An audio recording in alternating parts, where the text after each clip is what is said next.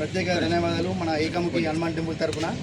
అలాగే ఎలాగైతే ఇప్పుడు మిగతా లీడర్స్ మనం గెలిపించాము, కానీ ఎవరికైనా సీదా స్ట్రేట్ ఫార్వర్డ్ చెప్తున్నా, సంప్రదించగచ్చాడు.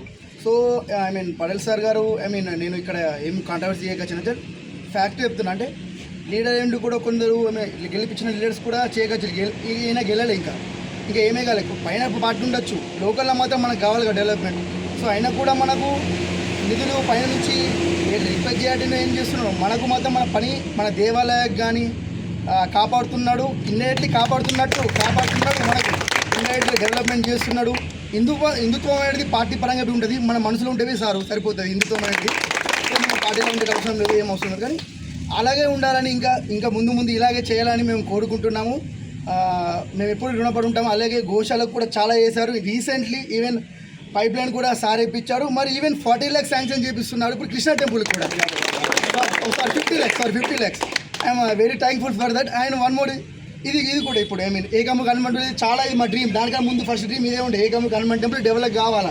ఈవెన్ నేను అత్యంత నరేష్ అన్నతో చూస్తున్నా, అవినాష్ అన్నతో చూస్తున్నా. స్టార్టింగ్స్ అంది 2019 అంది అన్నలతో నేను పోతున్నా. వాళ్ళ అన్నలు ఇదే అప్పుడు సంది చేసుకుంటూ వచ్చి నేను అబ్జర్వ్ చేసిన. పండన్న కానీ వీళ్ళందరూ, భీమశంకర్ అన్న కానీ, యోగేష్ కానీ, వాళ్ళతో పాటు నేను ఇందులో కూడా కొంచెం భాగం తీసుకుందామని వచ్చాను. Thank you. మీ అందరికీ మీ అందరి సహకారం ఉన్నది, అందరి సపోర్ట్ ఇస్తాను మన అయితే. Thank you sir. One more thank you.